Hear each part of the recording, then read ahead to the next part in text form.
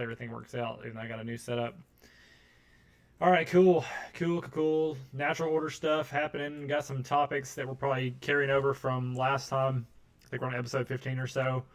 Um, we can take it wherever you want to go today. I've got elites, religion, evolution, human entropy, and Fallout.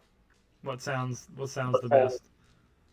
We talked about Fallout a little bit. Uh, yeah, we can move there if you want. Yeah, I kind of want to do that because it's still fresh on my mind. Well, about a week or two ago, I watched it, and like, I definitely was okay. Well, first of all, I haven't watched it all the way through. My wife did. I watched about half of it, like the beginning and the end, some different pieces.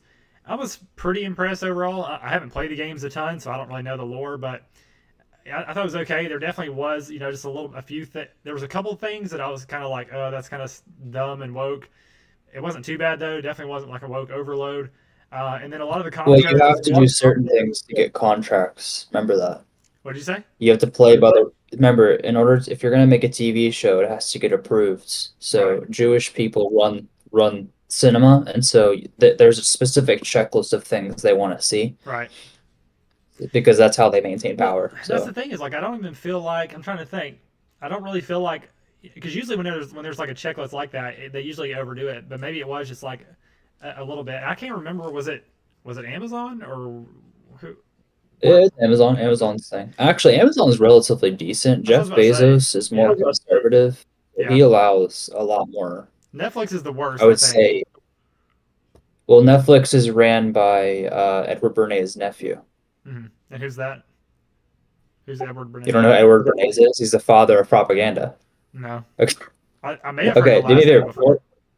Google his just Google Edward Bernays. He is the so just to let you know, he is the one responsible for everything that you see today with like fifth gen warfare. Right. It's because of him. Interesting. He got women to start smoking.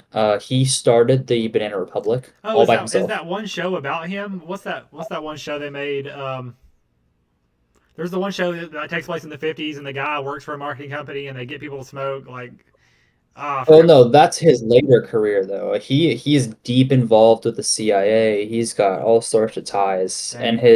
he's the nephew of Sigmund Freud. Now Wow, that that's man's nephew, crazy.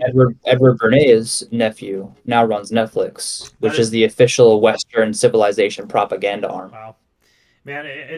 Yeah, it never surprises how everything is connected. Like, I'm sure, like you start actually like tracing lineages and stuff. Like, it's all You have tied. okay, so I understand though because I think back to when I was a kid. Now my uncle's a loser. He works in the Pentagon. I'm 90% sure he gets cucked by his wife. I don't see him very often, but I'm like, I see the relationship and I'm like, she has your balls, bro. Like, just tell her no. But he doesn't. Um, anyway, uh, I used to brag about like, oh, like he was in the army, he used to jump out of planes, all that stuff. And Hmm. I remember like romanticizing the uncle dynamic or like the family dynamic. Oh, my dad does this. So it's like if you're a kid and you're like your family is someone powerful, maybe not powerful like a king, but powerful and like they can influence shit. Right, You admire that right. because especially men, we admire power. So I'm not surprised that there's that chain of Yeah, sequence between absolutely. nephews. No, yeah, family is key. Family is key. That's like some of the strongest connections out there. So, yeah, it definitely makes sense. Um, I was gonna say though, so like going back to Fallout, like the one thing I could think of that I remember was just like a little bit like woke and dumb was like the particular leadership in the vault that the main character is from. I got it mixed up. I think she's from 32. I think she's from 30 or she's from 33. I can't remember. But whatever the vault the main character, the woman is That's always from, like the leadership. I think her dad is like the overseer at the beginning, and he's fine or whatever. But it's like the other people that are in charge, like Betty, the lady who takes charge, and like the other like fat neck beard black guy who is just like a nerd. Like this guy would never be in influence. Like that's so unrealistic. Like, are you telling me everybody in this vault is such a pussy that these are the people that are actually in charge? Like, So I can explain that you didn't watch the entire thing. That was a very deep concept that I know 90% of the viewership of Fallout because I know the fan base. They're okay, retarded. Um, it's funny. I shit on everyone as if I'm some high up and mighty person. I'm really not. I'm a fucking idiot too. Uh, so that was remember I was telling you, I think I said this in the chat. I was like, they were trying to condition out human nature.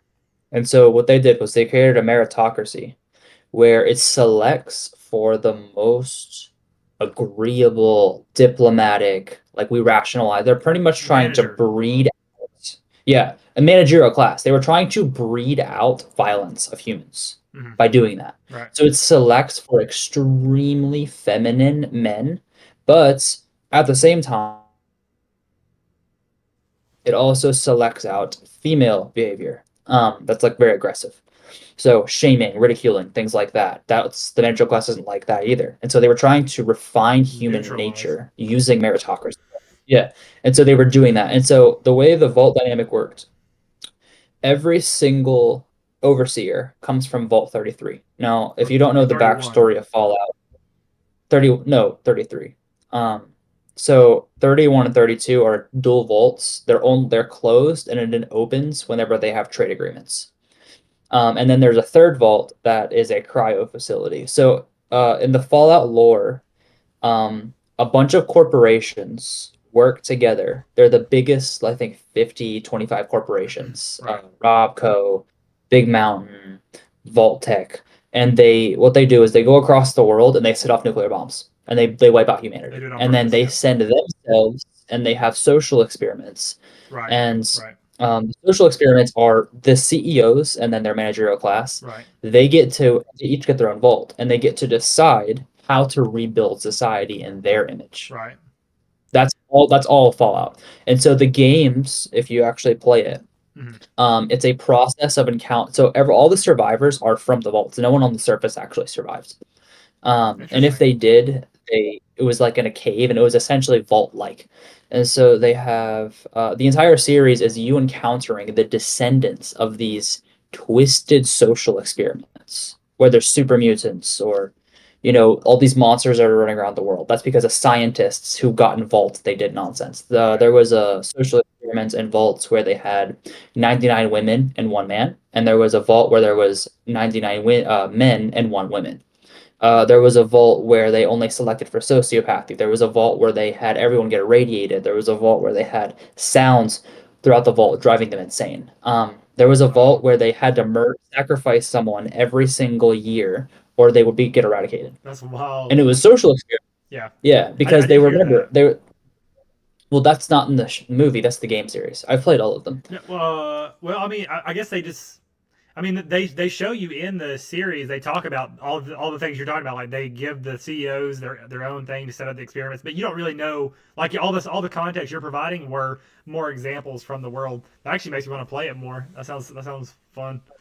So yeah, well, if you're gonna play it, start number three is really really boring, but number three is a really good introduction. After you play three, play four, and then play New Vegas. And Yeah, then once you play New Vegas, don't play these games. They suck. I have played them. Don't.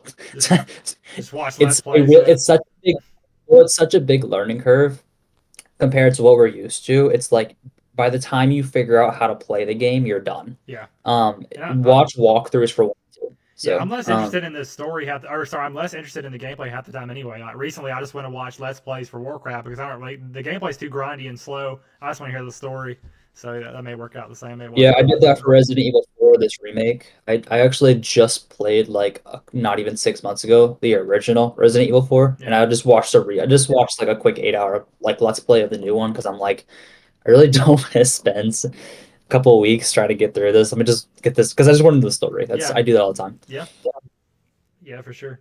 I like that though. Like it sounds really funny, like walking across this apocalyptic wasteland and just like discovering all these different like social experiments. And honestly, what's kind of funny, like from a natural law perspective, that's like let a thousand nations bloom. Like that could be helpful to be able to have that. To have, I think Well, that'd be that was great. the original discussion. Yeah, that was the original discussion before they destroyed the world. Now, the TV show, they went so heavy into the lore and they didn't actually extrapolate around the lore. So what they went into was actually explained in Fallout 2. That's what they explained Okay. in that game. No one's ever played that game that actually watches this show Hmm. unless they're like 45 because it came out in 1997. So, Wow. but yeah, in that game there was a round table and they were trying to figure out how to strategize. And Okay. then so you are watching one group of people, which was Vault Tech, the actual Vault Tech managers. Right. They froze themselves, and then every time one of them dies, another one gets thawed out, and then they manage that society because they have all agreed, and they have this robot that they use to help them like work out complex situations. And Right. then yeah, that's how they've been approaching it. So it's really interesting. Dang. Oh, and then something that was also interesting was when the vaults encounter competition, the managerial class has weapons they can use to detonate entire cities, which is what that big crater was, Shady Sands. That's what happened. Yeah, that's right. Because they said that her dad did that. Dang. Like that's so one thing I'm thinking too is like you've got this idea of like social experiments going on about the ideal society, but the big question is, are you supposed to be an ideal society that is perpetually in the vault, or are you supposed to actually be preparing for Reclamation Day and coming to the surface? Well, everyone has a different goal. So with Reclamation Day, everyone in their vault was assigned a goal based on whoever runs that vault or whoever did run the vault. Because a lot of the overseers died, and then they didn't have like a backup plan, and so their plan failed. Which is what all of the vaults that you encounter in the game series, all of those are failed experiments. They're like they failed like 100 years ago, and you're coming in after the fact, and everyone's either insane, there's skeletons everywhere, or they're ghouls. So Right. And that's one thing I'm thinking about too. I'm trying to because I'm very new to the lore and stuff. So like obviously, I mean, presumably the bombs get set off around like the 50s. And when does like what's that timeline like? Like when is the show? Is it no, like no, no. So this is an alternate universe. So we dropped the nuclear bomb in 1950, and then rather than banning it, we take nuclear energy and we create nuclear fission, and then we create compact nuclear fission. right? Like we And so saw. everyone has nuclear power in a soda can. And so they can power all sorts of crazy inventions, which is where these robots and stuff come from. Wait, but hold on, hold on. What was all that stuff happening before the nukes went off? Yeah, so after we win World War II, the everything in history is the same. And then once World War II happens, rather than the nuclear bomb getting regulated, they give it to industrialists and they say everyone build whatever you want. And so with nuclear energy, that's unlimited power. And so they created nuclear cars. Your house was nuclear. They created insane machines where like you could alter your genetics, you could do all Oh, this that's stuff. right. Because I do remember in the show, even though it was like it seemed like it was in the 50s, there was a reference to people buying those little robots that like float around and help them or whatever. Yeah, so that was all possible because rather than the government regulating nuclear fission, they just gave it to the world, and then it pushed up technological That's progress because wild. rather than being restricted by It's been watts, it in was our yeah in our timeline it's been restricted because of oil money, and they can control oil, and it's a scarce resource that that's they right. can control the lever on. But something like fission would shake things up. Yeah, Yeah, and so that's and by the way, Fallout was written by Marxists. Fun fact. by Um, Marxist, you said. yeah, yeah. Interesting. Fallout, the original Fallout and the team, they are all Marxists, and I have to say that I think that their version of Marxism is probably the least insane. Yeah, I was about to Um, say like the one what's her name, Moldiver or something like that. Whenever it shows her in the before four times, and she's like the idealist, and they're accusing her of being a communist or whatever, but she's like basically kind of making it out like it's not that bad or something, and then I don't know if she's yeah, the one, yeah, but there's a lot of good takes on problems with capitalism. And like I remember whenever the cowboy guy, the ghoul in his before he was a ghoul, like in the before four, he's talking to his coworker or the other actor, the Native American guy that he worked with, and the Native American guy is the one that takes him to the meeting, and he talks him. He basically outlines like the fundamental what an industrial complex is like, or what a fiduciary, what do you call it, a fiduciary obligation, basically, like you they're share all that. Yeah, yeah yeah. they're out to make money, like basically, and so what if they can make money by setting off nukes, then they will. It's crazy. Yep, yep. And then they do that. So I mean, Yeah. it's tragedy of the commons. That's what the essence of Fallout is, tragedy of the commons. That's what it is. Hmm. So whenever you take something good and you give it to the world, they always run it down to nothing. That's what the definition of tragedy of the commons is. So So this is fine. same This, thing. this could be a good transition point, and this is actually the thing I have written just above Fallout, which is a point you brought up before. which is human entropy, which is the idea that like this is just like you said, it's a tragedy of the commons. It's like almost some kind of like objective mathematical thing that happens with populations or maybe just with large, It's unavoidable, yeah. huh? I say, and it's unavoidable. It's that's interesting. Like it's the idea that like the entropy of the masses is unavoidable, but so is, and I guess part of the same problem is this idea that evil people rise to power. It's kind of the same thing. Like it's like I don't know. It's like no one altruistic wants to deal with that. Like so, the only people left are opportunists and people who are almost sociopathic and Well, naturally it's also interesting when you think about it, the fact that even evil people, they can never hold on to power for very long. You know, a human life is 80 years, and so that seems like a long time that people can hold on to power, but like how many, empires actually lasted more than like 3 or 4 generations? this is a really interesting thing I'm thinking of now as far as why Jews are so successful because like you look at Rome, you didn't really have like you didn't really have dynasties. You didn't have that level of group cohesion. You basically just had like some elites. You had little factions of elites. They were stabbing each other in the back, like change of power. Sometimes they pass it off to their son and their direct lineage. But then Jews, like they have a different model. They're like, we are going to stick together as a people. We're going to watch out for each other. We're going to share power. And Slave morality is what that's called. well, the Jews have master morality. No, not necessarily. Okay. It looks like mass immorality, but that's more complicated than that. The fundamental problem with Jewish software is they are so terrified of Pharaoh that they have opted to become Pharaoh so they don't have to deal with him. Yeah, that's what I was about to say. It's like they obviously have a background in slave morality, but they kind of like spun it into a kind of like a form of master morality. Yeah, and this is where it gets complicated. So they do have master morality, but the slave morality is so ingrained in their society. They are the masters, and they are so terrified of becoming slaves again Right. that they act like slaves against anyone who opposes them, They act like and then they stab tyrants. the person. Yeah, Yeah. I agree. Yeah. Yeah. I mean, that makes sense. They have So been like this whole traumatized. thing. Yeah. Well, no, they are. They're a traumatized people, and the thing they've selected for is female warfare because when they were slaves, the males who rose up got killed. They had to rely on deceit. They had to rely on manipulation. They had to rely on all of these things because every time they go into, by the way, I don't know if you're aware of like the geography of where they came from. Mhm. The origins from like the Jews, they were a couple of different tribes, and like these tribes are no more than 3,000 people, and they lived in a rough part of the Middle East. Like Right. it's just rocky and deserty and everything, Right. and they were hill people, and they couldn't really no one like would really attack them. Um, Because no one wanted their and land. obviously like there wasn't anything there, and Yeah. so every time they'd go from the mountain, they'd get captured or whatever, and then they had to deal with all the empires around them. Right. Unfortunately for them, they didn't have to deal with the Africans because they couldn't pass the desert. But I believe the Africans probably would have genocided them if they got the opportunity. All they had to deal with the Arabs, and the Arabs were more they're Semitic, but their way of doing things is a bit different. Right. So they were able to live with them and not become genocided, even though that was attempted multiple times.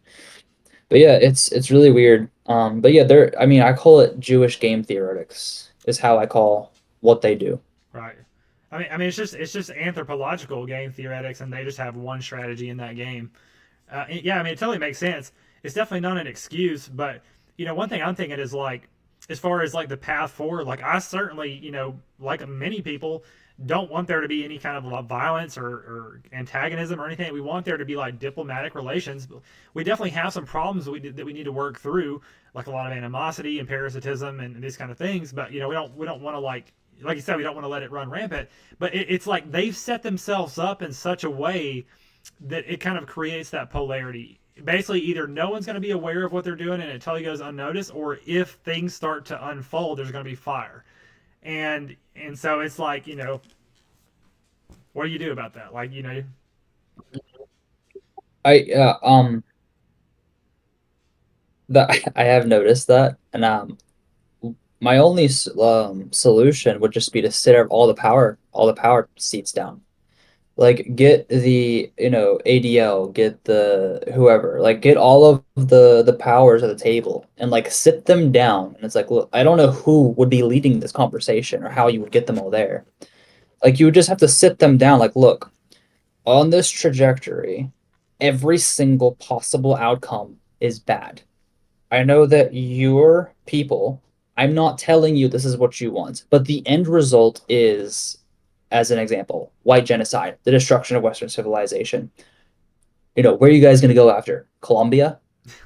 Madagascar. What's the solution here? Rather than you just destroying us and parasitizing us, because that's what's happening. Yeah. And you're gonna tell me that I'm calling you names. You're gonna say all sorts of things. Oh, you're being anti-Semitic. No, I'm telling you this is how the world is. How would you explain it? Right. And if you're gonna dismiss it, we're all gonna die. So if you don't want to die, I have guns here, and we can just all commit suicide right now. Or Yeah. or we can work our shit out and stop using nonsense game theoretics. Yeah. Like, That's a you good need to point. have this conversation with people in power because boomers are so fucking terrified of confrontation, unless you're Nancy Pelosi, in which case she just shames you every time you acknowledge the truth. Right. Um, they can't handle truth. And so they have to walk around it or pedal around it. It's like, look, this is how the fucking world works. If we don't work together, we're all going to die because Yeah. everyone's trying to make money. And then in the process of making money, they're flooding the country with infinite amounts of brown people, and everyone's getting killed. Yeah.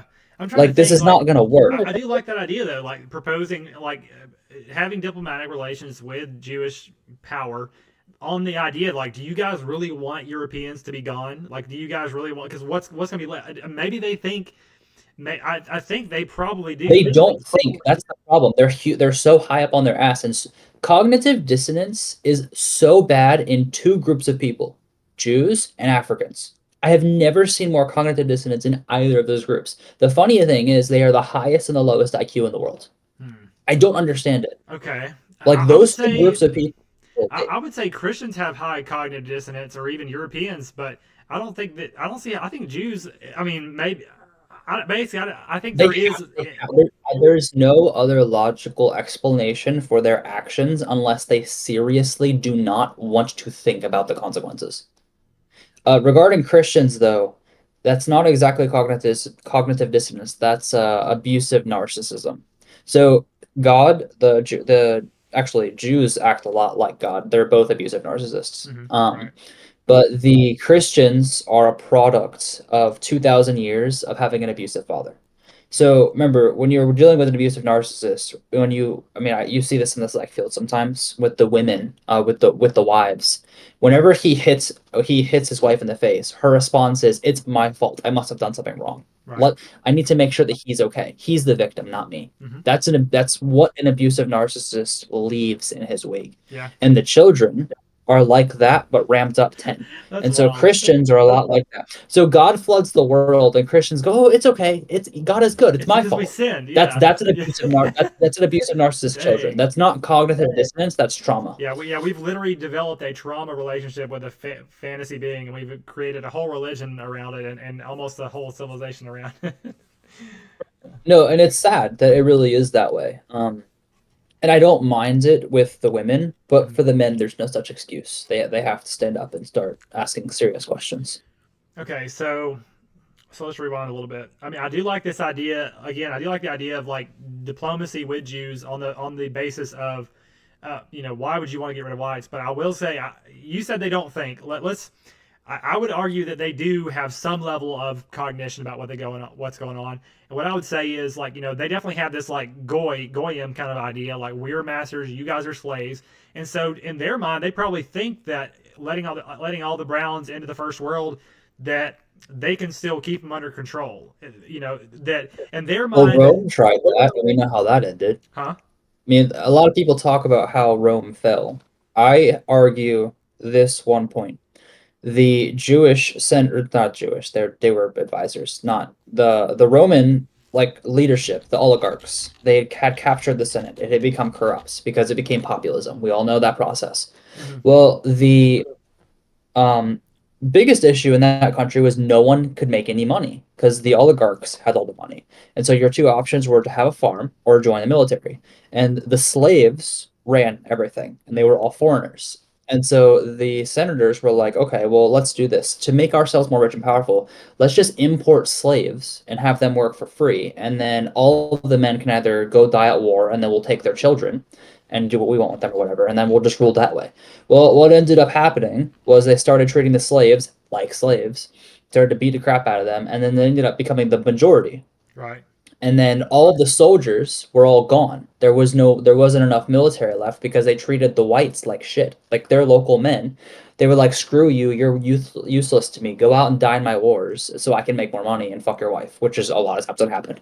And then what ended up happening was a rebellion. The slaves revolted Hmm. because they were tired because they were the majority of the military. There was all sorts of issues, and then they lost that power. And so the Jews are replicating the problems of Rome.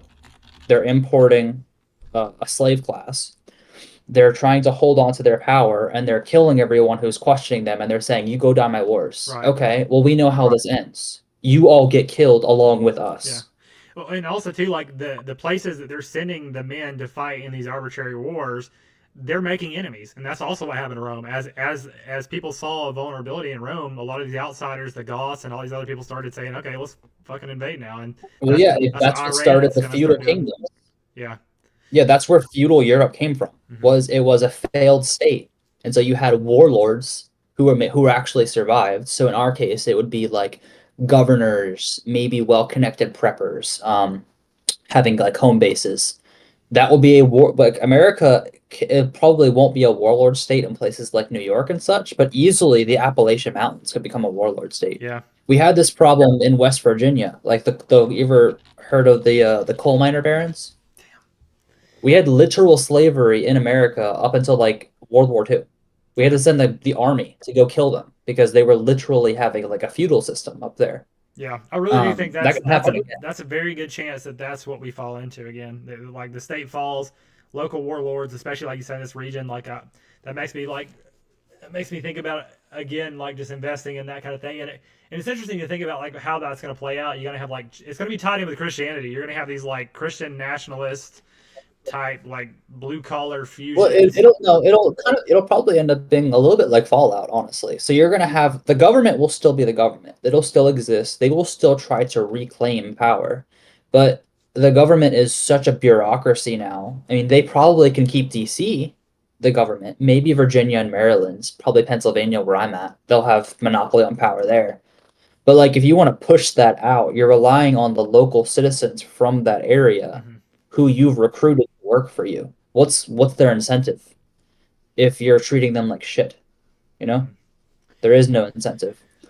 I mean, we're Yeah. already seeing this with Texas. I mean, look, by the way, this is really funny. If you want to stop our current crisis, all the government has to do is stop passing laws and banning shit for like 14 seconds. Like, to just stop banning things and let's just Impossible. move on. Like, fix the culture war and stop banning things. Like, it's not hard, but it's apparently that hard for them because they're so incompetent. Right. And corrupt too. But one thing I'm thinking is I want to go back to the idea of like the fall of Rome and how Jews are like creating the fall of the West. And like I guess this kind of goes back to your point that maybe they aren't thinking, maybe they are just parasitic and consumptive, and they're just literally just consuming it and just like just wealth is like money, money, money, money, money, and then whenever the host entity that they're parasiting on dies, then they just go look for something else to parasite. I guess like they're not even thinking about That's what they've always done though. And like I right, don't understand. It's funny because you listen to people like Dennis Prager and they tell you they do this and then they don't stop. right. Like it pissed me off to no end when Dennis Prager goes and talks with Jordan Peterson in their little Exodus lecture, and he says the biggest problem with Jews is we never learn. And I'm like, okay, like so learn. He Like said the this quiet is part out just loud. write it down. Write it down. Like make a fucking second chapter of the Talmud. Like just write it down. Don't do this. It's not complicated. Yeah, yeah. Okay, so what's up with Prager? He is Jewish, but he's like pretty based, right? He's like a I think that he is probably the most rational Jew that I have self-aware Jew. ever heard. Um, I know it's funny because I had a mentor in high school. His name was David Coleman. He's probably long dead. He was Jewish. He actually taught me a lot about like how the world works. Right. Um, because I worked with him for about like a year and a half, 2 years. he is a lot like Dennis Prager in the way he articulates information and the world. He's just very matter of fact. Like, he says the same old things. Jews don't learn. We do the same things over and over again, and then we and something funny. Speaking of them doing things over and over again, someone pulled up a chart of the voting tally based off percentage on Weimar Germany from 1910 to 1940. Hmm. And right when they passed the anti-Semitism bill at that time, the next election cycle, uh, the Nazis got monopoly on power. I was about to say because, man, okay, ah, it's so interesting because that bill is going to have some blowback from some. Obviously it's like a crazy overstep of free speech and rights. The Jews are starting to piss off the left. They're taking away TikTok. Like they're making a lot of enemies, but it's almost like it's not the right wing. Like the old conservatives and the boomer Christians are like Israel, greatest ally. Like they're like going Well, on remember we with had it. this discussion, I think, on one of our other videos. I don't know if it was one that you recorded. That the old number one, the left won, and they have won for the past 40 years, and so they haven't declared victory yet, but they already won because everything that they've discussed and wanted to overthrow is already ingrained in law. And then second, the old ways that we call left and right, that's no longer accurate. In 1970 or 80, that would be accurate, but we don't have terms for what we have today, which Yeah. is why it's very confusing. And that like the left and right's trying to eat each other, but it's not, rather than be creating factions, they're just becoming feudal, Hmm. where it's like, no, this is my land, this is my land, this is my land. Oh, you're encroaching on my land. We'll have a little proxy war over here. Mimetic warfare, of course, but like Yeah. that's what's happening. Yeah, that's what's On weird too. both Is sides, it's by the way, the right's doing the same thing. hmm yeah, we're fractioning. Yeah. Well, and then there's nothing to unite us. Like, think of one thing that's going to unite us. No one wants to go die in war. Americans have explicitly told our government everything up until us being bombed by another country. We will not go to war for you. China invades Taiwan. Germany invades France. We don't care. I think the thing So that we either have to get attacked again, which even Americans have been, their trust has been broken so many times. How many of them are even going to believe that we were attacked? They're going to say, "Oh, it was the government." Everyone's going to say that this time because they've broken our trust so many times. There's nothing to unite us, and so we're becoming feudal. right.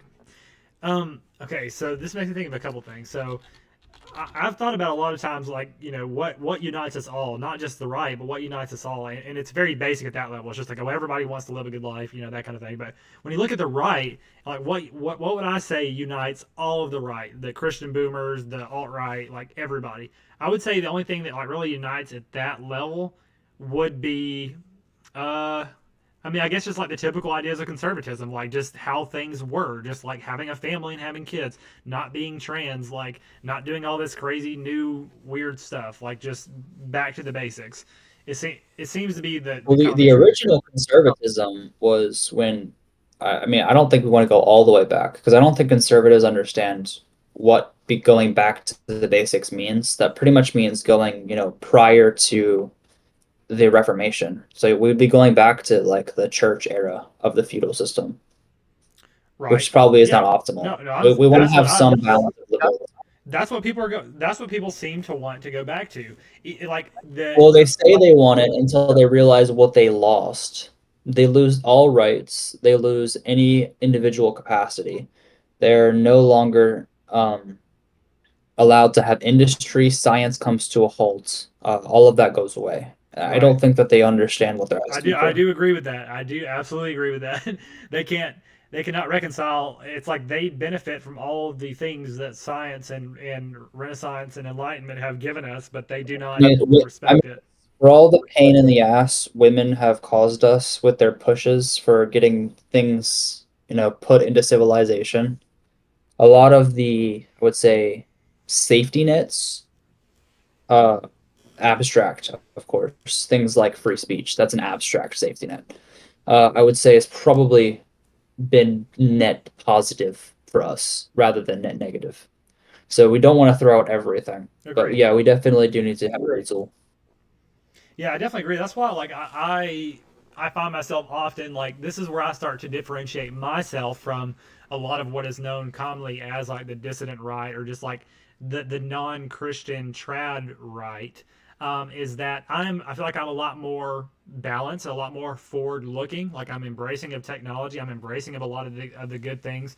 Um, yeah, and like I've said before, like a lot of times, what really drove me right, if if the liberals, if the leftists can just get over the like over the top like trans stuff and like total like immigration and like cancel culture and free speech, like some of these like things, like outside of that, I can kind of deal with it. Like they just want to live a better, cleaner, more balanced society. I Like you mean, know, you can fix the left in 10 seconds. All I have to do is mandate marriage at the age of 22.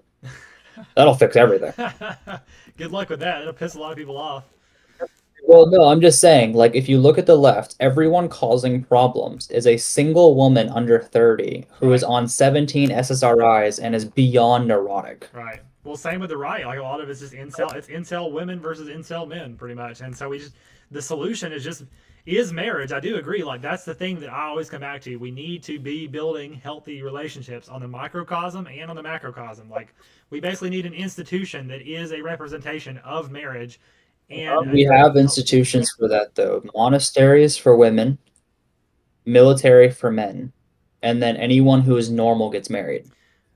so let's see. That's what I'm saying. Like well, that's a good point. Yeah, like you have like these ideas of like here's the separate institutions for the separation, and then the normal people get married. So it's like the institution of marriage. Like that verbiage is used in the abstract sense. But I think what I'm trying to articulate and what I'm trying to build is like a more tangible thing that looks a lot like what I think a church is. Like you think of churches as like family, community, marriage, purpose. Like I think that's what's Probably supposed to be you there. could probably work on restoring the commons, but you have to work on building trusts. I mean, Yes. once the Civil Rights Act was passed, the commons started to decline because humans are not adapted for multiculturalism, Mm-hmm. unless you're in inner cities. So it kind of destroyed the commons Because here's something because I we're kind not used to having so much diversity of thought.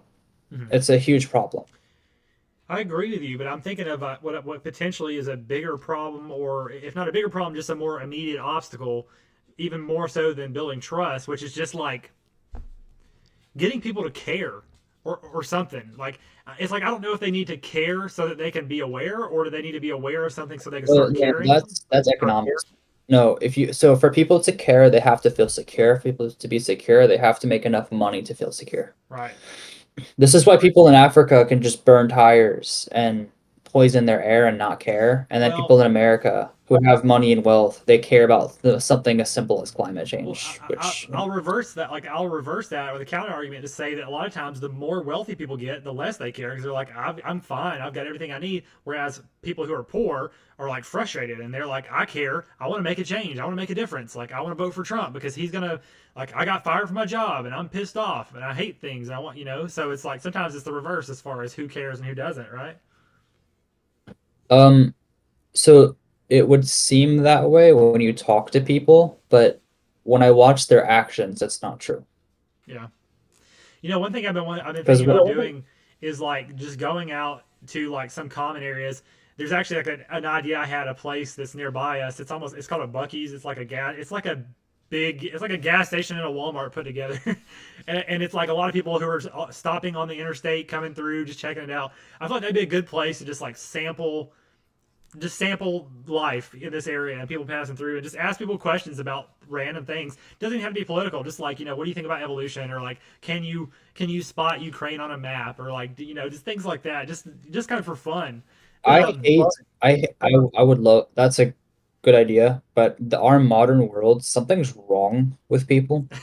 yeah, So when I go walking on Valley, I go to Valley Forge a lot. I like walking there. yeah, Um, People under 30 can't make eye contact with me. And yeah, when I say hello, they get scared. right. And Yeah, they have their people. little earbuds in or whatever, things like that. They're so scared of rejection Mhm. that they can't even initiate conversation with anyone unless they screen them over their phone first. Right. Is that an urban And area? Is so, it pretty urban? Like pretty near a city? about 20 miles from the inner city. Because city people are definitely like Um, that. Like city people are like programmed to like just ignore people walking by, like tune into your own world. And part of that is like a well, it's a fear. survival mechanism in Exactly, a way. exactly. It's also a coping mechanism. Yeah, absolutely, absolutely agree. And that's like a whole other discussion too about like the problems with it, the inherent problems with cities and how it creates low trust and stuff like that. But yeah, and that's another good thing about the South and like being in a small town and like what this area is that I do feel like it. I think it could be good. Now, if I try to like go to Atlanta and do something like that, yeah, it may be more difficult because it's like I'll run into that same kind of thing. People just like, ah, don't fuck with me. Like I actually remember, But you're also like the only white guy in Atlanta, which is so. right? So when I was in college and I started one of my like first like community building projects. It was originally called the Psychedelic Club, and we eventually rebranded to like Alternative Club because like to be a little bit more friendly to the university. But anyway, I would just go out on the Yeah. green and I would just have a sign or something like that, or I would just talk to people and I would just like just anybody who you know, and it was so interesting, such an interesting experience. Obviously most people are just gonna like totally breeze by, not look at all, maybe like glance over when they're at a distance. That's going to be like 80, 80, 85% of people. And then a few small percentage of people will kind of like curious, like what is this? At least try to pay enough attention to like profile it in their mind, like, oh, that's just this group. Oh, that's just this. And in my case, what was really funny is that like it wasn't easy for them to do that. They couldn't look over at me and go, oh, that's a frat. Oh, that's a Christian group. Oh, that's this. It was just kind of like, probably like, oh, that's weird. I don't know what that is. Like, that goes in my weird Were box. they And it's like, mostly women who are coming up to you? that's a good question too. I feel like it was actually fairly even. Like, especially, I'm trying to remember if it was different whenever it was the psychedelic versus when it was the KSU alternative. I feel like both were pretty neutral, and I feel like from what I remember of the people I interacted with, I will say of the core people who stuck around, it was definitely more male, and that just makes sense because like it's a whole other dynamic with college women, like right. But there were plenty of them that were in the like the chats or whatever, like in the whatever So yeah, that was interesting. But all that is to say, like it's just really interesting. Like most people don't care. A few people will kind of pay attention, but don't. And then you'll have like a very small percentage that will kind of like you can see an opportunity to kind of hook them. Like you kind of say like, oh, they're looking, they're interested. Like if I just say hey to them, they'll engage. And that's usually how I would start. Like so a lot of times it's like fishing. Oh, you're just selling something. That's just basic Yeah, yeah, sales. exactly. It was a great experience. But yeah, that it was just. I imagine something interesting would happen. Like it's like fishing. 90% of people are going to pass you by, but like you sift through to look for the small percentage. So yeah, it is like cold calling and sales. Yeah, I've been frustrated enough times. I would love to do something like that, but it's not gonna work here. I've honestly been considering just putting a backpack, just getting like two 3 foot long sticks and just putting a sign. I request uh I request discussion with strangers, and then on the back I'm gonna have stop ignoring me. That's mean. I like that. Or do you like what was it the Crowder that has the meme about like change my mind or whatever? He like put something antagonistic on a sign like change my mind. Um, I don't want to be antagonistic though. Like I just want people to say hello. Like is that so fucking hard? Like it really is for most people, but I'm yeah, like I gotta fix this. yeah, I like that a lot. Like honestly, like as I continue to think about this kind of like culture, which almost looks like a religion that I want to build, you know, I like elements like that. And this is something that Christians are good about. Like they have an incentive and a motive to go out and to do outreach, to say hey to people, to invite them to their church, to what can I do for you, And that's powerful. That's so powerful. And I think that's like a core mechanism of what keeps Christianity going is that people look in this world, and this kind of ties back into the Fallout. People look back into this world that's like the surface of Fallout. It's just a fucking wasteland of ghouls and shit. And then they see out of that wasteland, they find one group of people that are like, hey neighbor, like just being nice and engaging, and they're like, holy shit, that's awesome, like I want to be a part of this. I don't care how illogical their beliefs are, I don't care what they ask me to do, I don't care how much they ask me to pay, like I just want to be a part of people who care. It's such a simple thing, it really is. That's what is a huge attraction for women. The problem with attracting the men is Christianity, if you want to talk about reinventing the wheel, which is what we're trying to do, or you're trying to do. Christianity is a square wheel, and it drives men crazy that it's not a circle. Well, it drives high agency, autistic, like truth seeking men. A lot of men Yeah, just don't even because it's care. a square wheel. It gets you where you need to go. It's just a very annoying, bumpy Agree. ride. Agree. If that may, as a for a metaphor, so when you're trying to reinvent the wheel, which is what we're doing, we're taking a square wheel. We know what it's supposed to look like. The question is, where the hell do the Stokes go? Right. Yeah. How do we kind of change it? We don't. Can we replace the whole wheel, or can we make modifications to it? Yeah. That's the question. You know what's kind of funny about that? Let me think. I guess a wheel. I guess a wheel would be a square. I was about to make an analogy to think like if you let's say you had a triangle wheel, and then I was like, okay, let's try to make another layer of triangle. Then you had like the Star of David, but I guess it's a square. It's not quite the same. But actually, damn, that could be a good opportunity. What if that would be an interesting logo to use? Like basically, you know how the Star of David is like two triangles put together. What if you did two squares put together and you had I can whatever that's called, like an eight starred kind of shape. I believe it's called a dodecahedron. I will say I think Correct like me if I'm wrong. if you were to go like like the pentagram, how it's like a continuous thing you can do. I think you can make an eight pointed thing like that, but that would actually I'm pretty sure that would be different than just overlaying two squares. I might have to do that Yeah, I would because definitely make sure that's not already taken though. I mean fuck it, you can always repurpose it. It's not like people can't what's it called? A lot of repurposed things. There is a show that came out in 2017 on FX called Taboo, starring Tom Hardy. Mm-hmm. I took his little bird tattoo on the back of his neck and I just made that my symbol for everything because it was a one-off season of 8 episodes and it will never have a remake, and so it's going to be forgotten. And so now that's my symbol because no one's going to ever. Whenever people see that symbol, they're like, "Oh, that's Jared's bird." It's like, no, it's not. It's actually from this TV show from 2017 that no one remembers. Yeah, I mean that's how it happens. I mean, like the swastika was like a reused Aryan, like Hindu symbol or whatever. I mean, I don't know if they actually confirmed that it came from there or not, or if it was just a No, it is. It coincidence. means oneness. It's Hitler's idea of oneness because he was heavily inspired by Eastern theology. So he wanted a oneness in Germany, and so he chose the swastika for that Well, reason. here's the question: do you think Hitler chose it, or do you think it was what's his name, Eckhart, like the guy who mentored Hitler, who was apparently more of the occult ideology behind it? According to the occultists, it was Wotan. What? Wotan, the god of war. They're saying that's who ultimately like inspired the movement or whatever. Have you ever heard that story? So there is a series of stories that have, and by the way, in the 1800s, there was a lot of weird books being written by the Right. occultists because they Right. were hyped up on caffeine and it made them all insane. So, Right. because that was before we knew about coffee, like what it did to us. And so there's a story about Napoleon, about before he started his war, he saw this red sphere in the sky, Yeah. and it was like blood red, and it was talking to him, and it called itself Wotan. And then Hitler apparently saw the same thing a couple of years before he started his war, or before he got into power. And That's so kind of they were set. badass. There's a thing running around that in that part of the world, Wotan goes and possesses people and has them lead wars and creates problems. Well, damn. But Wotan is he's a Odin. It's just trickster. Odin. It is Odin, yes, the god of war. That's interesting. You said he's a trickster too, though. Interesting.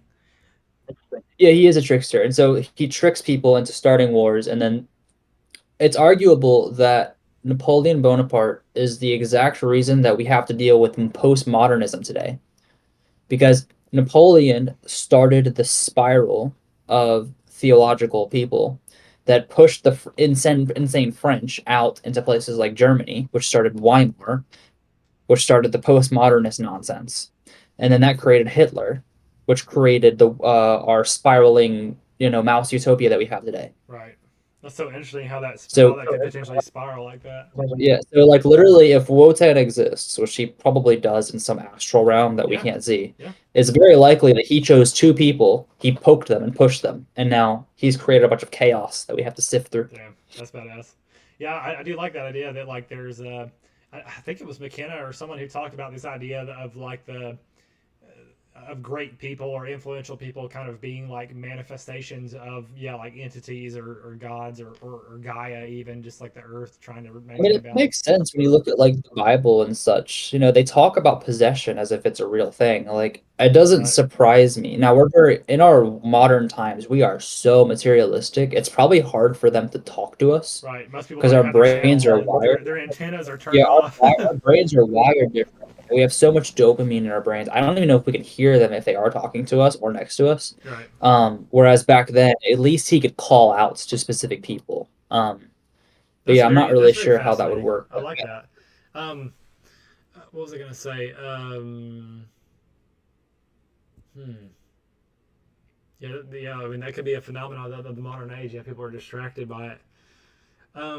Yeah, I was gonna say, I guess, like just that's another aspect I think of like a quote unquote religion that I would like to kind of be a part of is just like reestablishing those connections. Like, of course, being grounded in reality. A lot of people go full schizo with that kind of stuff and be like, God told me to fucking murder everybody. Like, no, like let's like keep it like, reel it in a little bit, I but mean, definitely. even the Jews use cannabinoids during their in their temple. Right. Yeah, I remember reading a good bit about that. Like even before, I remember reading like there was a time early on in like the Semitic lineage before they were even monotheistic that like basically like they transitioned from a period of like being polytheistic and having multiple temples to being like Yeah, they use Yahweh as that springboard. yeah, and Yahweh was like the one temple and like the sun god or like the soul god that kind of came out of that. But before then, there was like a temple that was more of like a feminine goddess that was like fertility associated, and they had they anointed or whatever with like cannabis oil and stuff like that. And I thought that was really interesting, and it makes a lot of sense. Yeah, I don't remember which book this was. Jung was who pointed me in this direction, but the astrological ions. Mm-hmm. Prior to the ion of Taurus, was a very feminine age where humanity worshipped women. And then during the Ion of Aries, which is 2000 BC to around Jesus' time, men got monopoly on everything, and Mm-hmm. so we became a very violent species. And then um, we've been dealing with the aftermath of the male and the female. Mm-hmm. I've seen some esoteric talks about, we had the age of the mother and the age of the father, and now we're going through the age of the child, or something along those lines. It's not, it's all abstract and extremely high level, and Right. honestly, a lot of it's probably cope, but there is truth Yeah, to no, yeah. I mean, it's good. some of the things that I This think. is this is one of the layers that like the National Law Institute has such a difficult time with. Like basically, like you can express these concepts in this kind of like simplified or like a mythological, archetypical, abstract kind of way, and there's still plenty of value and meaning and just what's it called like. It's just cool. Like, it's just cool symbolism that resonates with people. Okay, well, that's what astrology is. Astrology, human nature is so consistent, just like our stars are consistent, that you can literally map out on the stars human behavior, and then you can use that to remember it. Because it's really hard for people to remember things over generations. But if I say, "Oh, that star means this," or "This is that god," and this is Yeah, what this means, it's kind of like the first, or it's like the first cell phone. It holds information for us. yeah, yeah. There's a That's lot. There's a lot really, of I mean, there are a lot astrology of is not. what am I trying to say? Like I can think about like Martin and the natural law and some of the discussions we've had, for instance, where they'll take things like that and they'll acknowledge that there is some potential for like some kind of like objectivity to it and stuff. But it's like even how do you say like even if there is some objectivity, there is a lot of times there is like a leap or a layer of abstraction where you're like just what symbols you choose or like you see stars in the sky, what do you choose to name those constellations or what do you choose to call that thing a layer that's divorced from the objectivity the objective, and they have a very hard time with that, like the idea of like They're basically just very divorced from female abstraction, which is what a lot of guys like. I was raised by women, and so I'm more able to empathize with like female articulation, which mm-hmm. is why I'm able to do things like empathize with abstract concepts that are divorced from reality. Yeah, And I think a lot of Christians are too. It's a very feminine religion. yeah, and that So may be you were raised that way. that may be part of why I can do it. I think, and I think it's important to be able to do that to an extent, just as part of a balance. Like we said, it's important to be able to Well, it's have a duality. Yeah, we don't want to have too much male and too much female. yeah, we want a Balance. good balance, a good marriage of the two. Yeah, that definitely is a big theme that I always come back to. I like it. I like it. I like it. I like it. Yeah, the NLI has a hard time with that, obviously, but Yeah, just another. they'll get there eventually.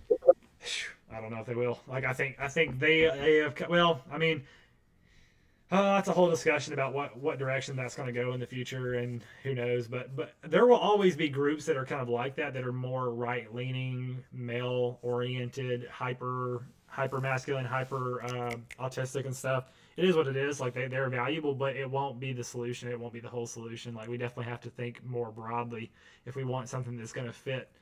And so that's what I've They'll never get they'll never get elite support either, unfortunately. I agreed. know they need it, but they won't get it. Not with the way that they're acting. Yeah, that is interesting to think about. Like maybe somewhere in the cycle of civilizations or something, you get a collection of ingredients where you can get a lot of like these kind of high agency right leaning people in power, and maybe they can strong arm it for a Well, little bit, but it's not meant for the long term. Just like the hyper consumptive feminine parasitism is also not really going to work in the long term.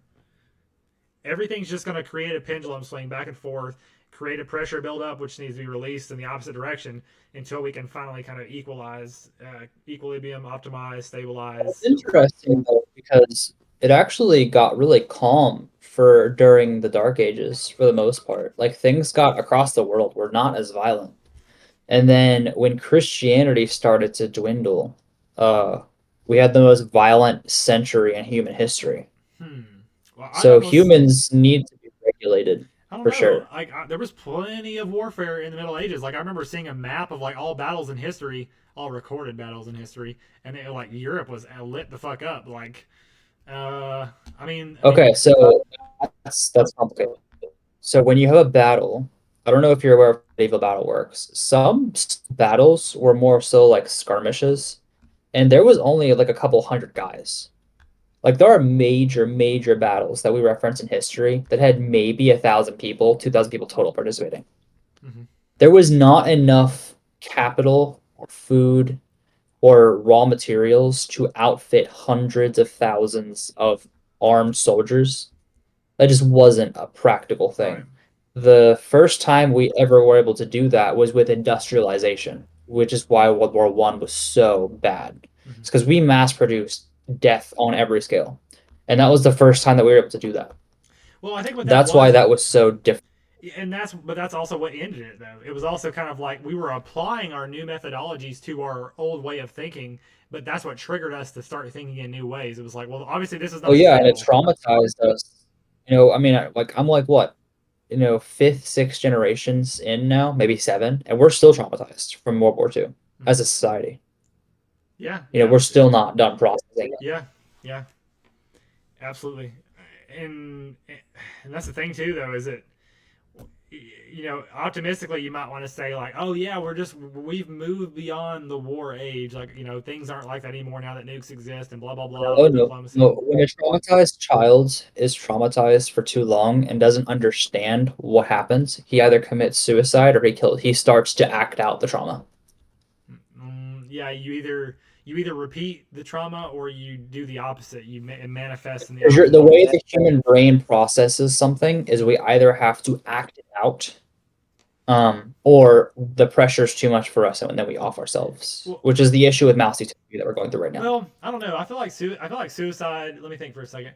I feel like suicide is like is like an extreme representation of one of those avenues, but like in a more general sense. Like I mean, like let's say that you're exposed to war a lot.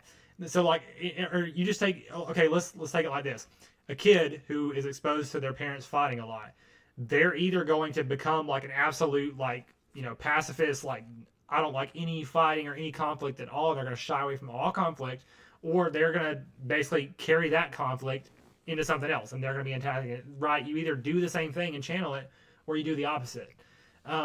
It's kind of how I see it, I guess. And I guess. Yeah, I think that's probably correct. I honestly, when I look at like the modern society, we are our what we living through today is the consequences of what our ancestors experienced. Hmm. Like when I look at the boomers, when they look at how they were raised like robots. Hmm. Like they're not normal. Like I've never met a boomer who's a normal human. Like they're Well, weird they didn't have the in internet, right? several Like different their level of awareness they was did it. But they more were on like autopilot. if you look at like how the boomers were raised, it was so divorced from any other generation in human history. Hmm. They didn't experience anything. And that's why Vietnam was so hard on them, is because they had never seen anything like that before. And then the millennials grew up in their shadow. Hmm. And so they were destabilized because the boomers don't know how to be normal humans, and so they break everything. Look at the everything that they've touched, they've broken. Well, yeah, you know, like normal Everything in is this like country was functional. normal's a relative term, right? It's a subjective term. That's what's tough about it because like Yeah, a lot of people so would go like, I understand normal's fluid. So let me just rephrase it this way. Everything in this country was completely functional until the boomers got a hold of it and as an aggregate of power. And then Mhm. everything started breaking down because they're not normal. They're not the way they were raised was so divorced from all of human history. They didn't know how to handle anything. Yeah. And so they manufactured this little mouse utopia that we're living in now by accidents, I think, and then technology has pushed that forward. And then they ignored anything that could potentially cause problems systemically. Because if I look at, policy on how we ran this country from, 1400 to 1950, it was ran normally. Hmm. And then all of a sudden we got this point where like actually we're not going to do anything. We're just going to continuously kick the can down the road until something breaks and then we'll cry. We don't have a solution. Like that's not normal human behavior. And so Gen Z and millennials are looking at that like I don't want anything to do with that. And they're traumatized So too. yeah, so the boomers I think were not traumatized to begin with. I think they were raised in the shadow of trauma. And then because they were beyond incompetent, they manufactured another traumatized generation, but it was a different kind of trauma. And so there's going to be a backlash, and we're starting to see it now. We saw a little bit in 2008, but now that there's two generations, there's Gen Z, there's millennials, but now we have Gen Z. And Gen Z has nothing to live for, and they don't mind dying. And so we have two generations now, and it's becoming more aggressive. If we had Gen Z during 2008, I think there would have been a lot more violence. I'm thinking of it as like a microcosm, if not just the normal kind of cycle of the good, strong men create good times create weak men create hard times create strong men. Like the war the people who actually fought like in World War II, strong men basically, and they built, they came out of that and like built a good, good times, and that good times, I think the boomers were like really their lives have been that good times, and I guess so. It's really so that good times, and I think the next generation after them, uh, millennials would be like weak men. Like I think that's kind of what we're seeing with the leftism, and so what does that mean? Weak men. It basically means that Zoomers are going to have a hard time, or like millennials are also kind of having a hard time as well. I guess Boomers could almost be seen as like a little bit of good times and weak men. We expanded our lifespans quite a bit. I Hmm. think it's fair to say that we can probably extend the generationals from 20 years probably to like 30 or 40. Hmm. Yeah, interesting. I have to think. Who are the old? So I've asked this question before, and I want to know if you can think off the top of your head. So that little poem that you just recited in America, who were the old, um, weak men that created hard times? Who were the previous generation of weak men that created hard times? Let's think. Well, okay. So, what were the hard times in America? So, like the 30s and the 40s were hard times. So it would have been like the 20s, like maybe. Well, I mean, they did have World War 1820, there was a weird the period. Roaring So, Twenties. I mean, well, no. I'm talking about the 1820s. So the oh, 1800s were really weird. We had so there was the 1800s was the entire Western world's fight with each other over whether to industrialize or whether to stay peasant farmers. The industrialists won primarily because they won the American Civil War. So there wasn't really a period of hard times or weak men. It was just life as we know it. It was difficult. And it was because life has always been rather difficult. Right. And the children have always been weak according to the parents' eyes. I was about to say there is So, also there's also a trend of just things always getting easier and men always getting weaker as time goes on. well, and I don't I used to think that because I was like, how are men supposed to survive in, let's say, an apocalyptic scenario? Mm-hmm. But then I pull up pictures of, or like, drawings of that were, done in like the 1300s Right. of like feudal peasants, and they were skinnier and more dysgenic than I am. Mm-hmm. And I'm like, okay, well, this is weird. Like the women, like their frames, it was like they ate nothing but carbohydrates. Like it was, I used to, I don't know. It's more like white pilling for me because I'm like, I think humans change so quickly. Mm-hmm.